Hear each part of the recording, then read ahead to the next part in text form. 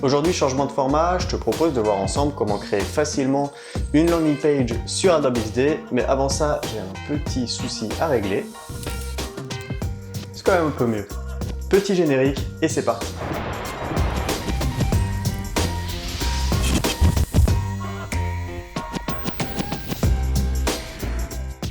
Au menu du jour, je te propose de recréer ensemble, étape par étape, la landing page que voici. Pour le thème, je suis resté dans l'actualité. On va voir comment, avec quelques outils très simples, on peut facilement et rapidement obtenir des écrans plutôt sympas. Je ne vais pas pousser l'exercice extrêmement loin aujourd'hui. L'idée, c'est pas de te faire une vidéo de 1 heure, mais de juste passer en revue quelques bonnes pratiques pour travailler de façon efficace et surtout agréable. C'est parti. Donc là, on est sur Adobe XD. Je suis sur un projet en format écran d'ordinateur. Donc, quand tu ouvres Adobe XD, tu choisis comme type d'écran web et je suis sur un classique 1920 par 1080 pixels dans cet exemple. Avant de vraiment commencer, j'ai préparé en avance quelques illustrations à intégrer pour cet exemple. Si vraiment tu as besoin d'illustrations plus poussées, je te conseille de passer par Photoshop ou Illustrator selon le besoin et surtout de tout bien trier dans des dossiers. J'ai aussi préparé ma petite palette de couleurs. Je te conseille de toujours faire ça avant de te jeter les yeux fermés dans ta maquette.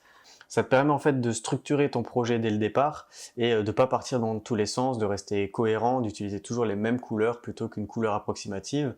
J'ai mis mes couleurs ici pour illustrer la vidéo, mais sur Adobe XD, tu peux enregistrer tes couleurs dans une palette, des styles de couleurs. Pour ça, c'est très simple. Tu sélectionnes l'élément sur lequel tu as ta couleur. Tu vas dans le panneau à gauche, dans le sous-menu actif, et dans la partie en haut couleurs, tu cliques sur le bouton plus. L'avantage, c'est que ça te permet d'organiser tes couleurs, de les renommer, d'avoir un ensemble en fait homogène et cohérent. Et surtout, si tu as plusieurs instances, plusieurs boutons ou plusieurs textes qui utilisent une même couleur, tu pourras tous les modifier d'un seul coup en éditant en fait uniquement juste cette couleur source. Bon, maintenant, je m'y mets vraiment. Alors, comment je fonctionne quand je suis face à une page blanche comme ça? Moi, dans un premier temps, ce que je fais, c'est que j'affiche directement ma grille de disposition. Donc, pour ce faire, le raccourci, c'est commande plus guillemet ou double cote. Ou alors, en haut, dans la barre de menu affichage, masquer ou afficher la grille de disposition.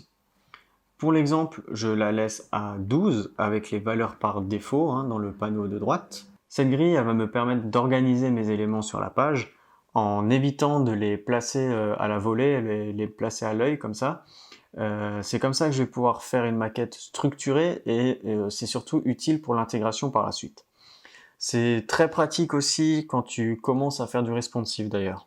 Je change la couleur de mon background, donc je vais mettre du F5, F7, F8. Ça reste très clair, mais c'est pas du blanc pur. Et j'attaque mon menu du haut avec le bouton de connexion. Donc pour ça, je prends l'outil rectangle et je fais une forme de 130 par 40 pixels. J'arrondis les bords pour avoir un effet 100% arrondi aux extrémités. Et pour que ce soit plus sympa, je vais laisser une colonne de vide à droite. Donc je le positionne sur ma deuxième colonne. Histoire d'aérer un peu le tout, je le descends de 60 pixels en maintenant la touche majuscule enfoncée et avec la flèche du bas. 1, 2, 3, 4, 5, 6.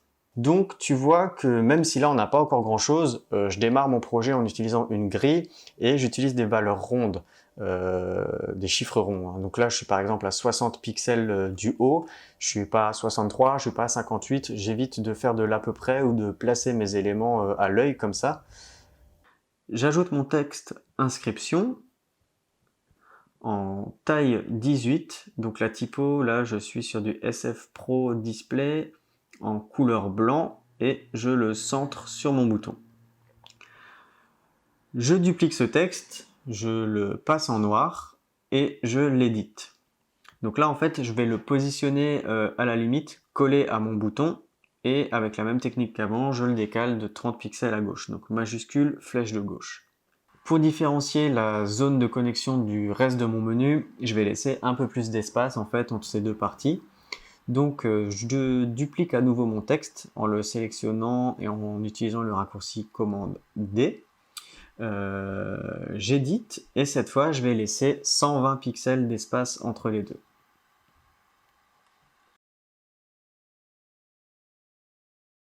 Je répète l'opération en laissant 70 pixels entre chaque texte de mon menu. Donc là mon menu est prêt, il ne me reste plus qu'à ajouter mon logo. Donc je l'ai ici de côté dans un dossier, hein. Je drag and drop et le tour est joué. Je fais attention à bien l'aligner à la verticale par rapport au reste du menu. Et comme pour l'authentification, hein, la connexion à droite, là je vais laisser une colonne de vide sur la gauche de ma maquette de manière à ce que l'ensemble soit centré. Là ça me paraît pas trop mal, on va pouvoir passer à l'illustration de cette section là, le haut de ma page. Comme pour le logo, j'ai déjà préparé en avance mon contenu, donc cette fois je place mon illustration tout à droite. Je viens sélectionner ma plume pour refaire ma décoration en arrière-plan.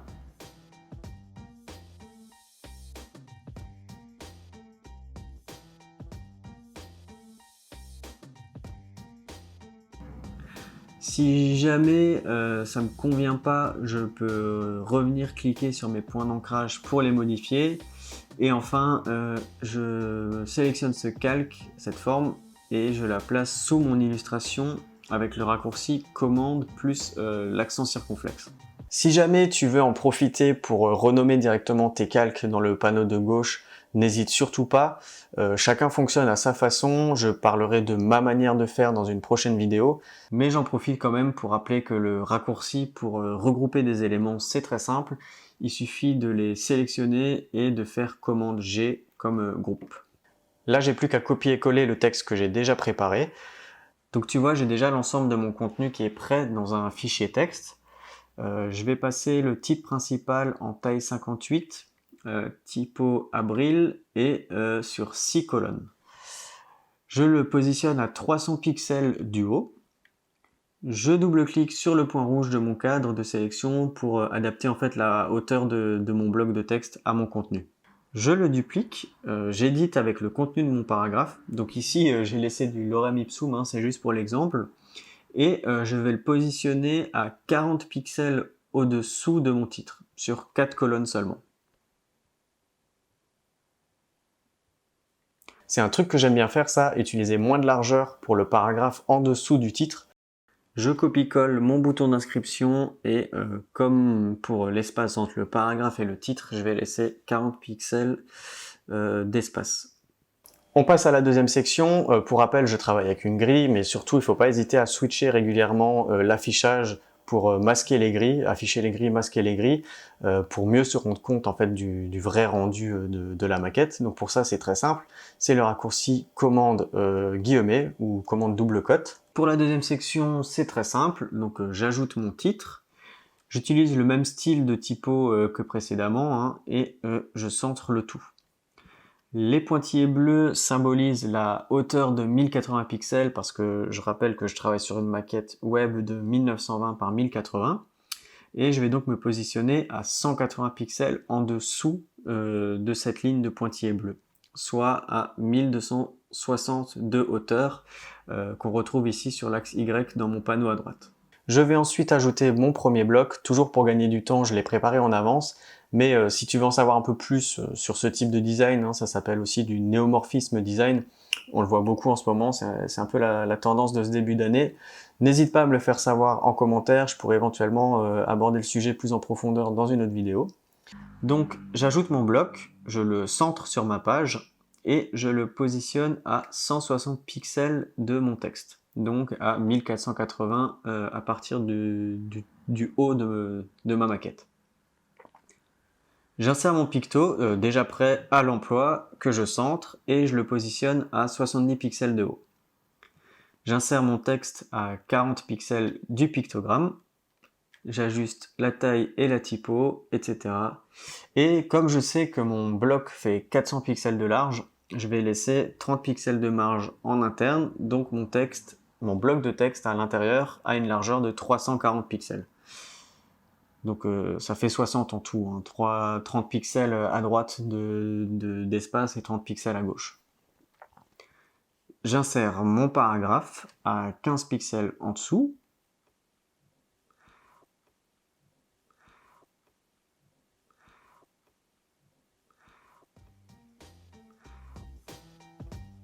Et enfin, le lien de redirection également à 15 pixels en dessous. Et je viens glisser-déposer ma petite icône.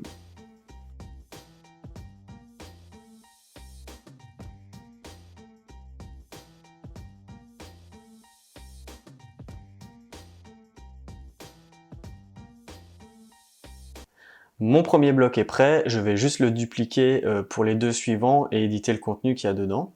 Donc je sélectionne le tout et j'utilise le raccourci clavier commande D. Donc voilà, c'est dupliqué, je le déplace à 100 pixels du bloc central et c'est reparti.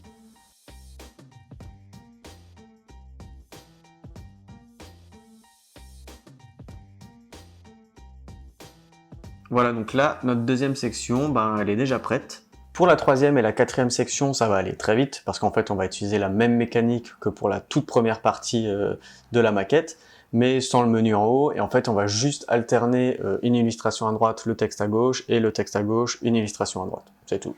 Petite astuce quand même, sur ce type de projet, j'ai tendance à utiliser les repères.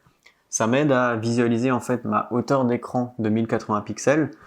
Donc ici, je les ai déjà ajoutés, mes repères. Le raccourci pour les afficher, c'est commande plus point virgule. Et pour ajouter un repère horizontal, en fait, c'est très simple. Tu te positionnes sur le haut de ton plan de travail. Et quand tu passes ta souris juste au-dessus, il y a une petite surbrillance qui apparaît. Là, tu cliques dedans, hein, dans cette surbrillance, et en maintenant le clic, tu glisses, tu emmènes ton repère où tu veux, puis tu n'as plus qu'à lâcher et ça t'ajoute un repère. On enchaîne avec la suite, et vu que ça va être relativement la même chose, je pense qu'on va se le faire en accéléré au montage.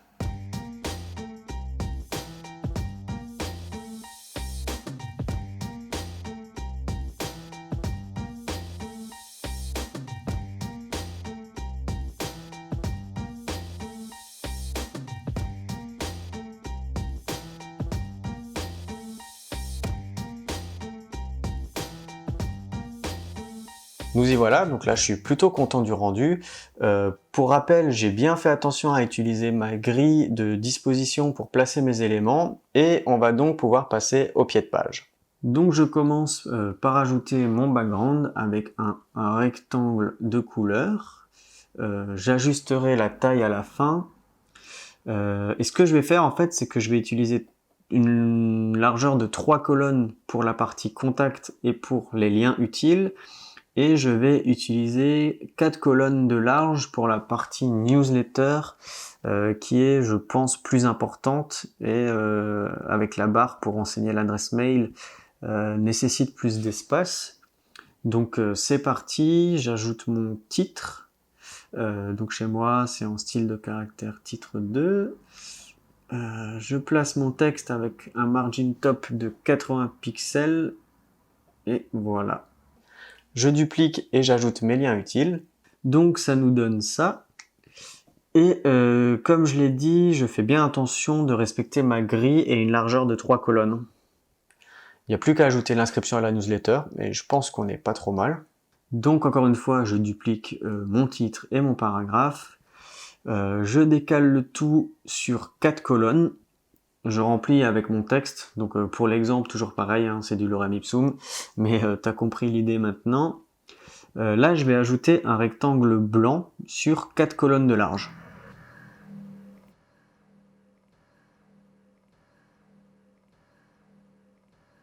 Je passe sa hauteur à 50 pixels et je vais mettre une légère bordure grise. Je pense qu'en couleur, si on passe sur du C4, C4, C4, ça devrait le faire. Voilà. J'ajoute mon texte.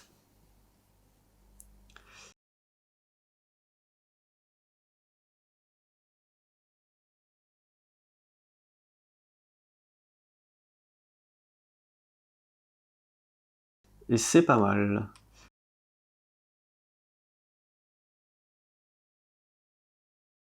Pour terminer, j'ai plus qu'à copier-coller mon bouton.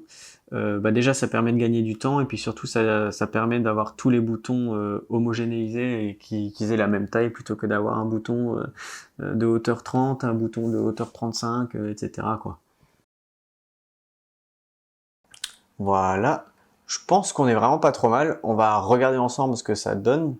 Bon ben voilà, hein, c'est plutôt sympa.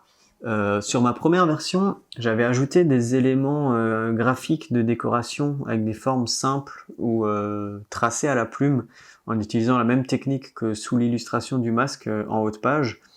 Donc ça donnait ce genre de choses là. Sur ce type de format, j'aime bien ajouter des petits éléments de décoration comme ça pour donner vie et du volume à ma page. Faut juste faire attention à pas vouloir en faire trop non plus. Et rapidement, j'ai fait deux autres exemples très simples mais différents. Donc il y a celle-ci dans une ambiance plutôt voyage Asie et une autre sur le thème de Pokémon. Bon.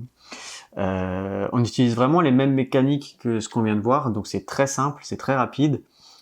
C'est juste quelques photos, une grille de disposition pour bien placer mes éléments et surtout j'essaye de rester cohérent sur l'utilisation de mes typos, une taille de typo pour le titre, une taille de typo pour le paragraphe, etc.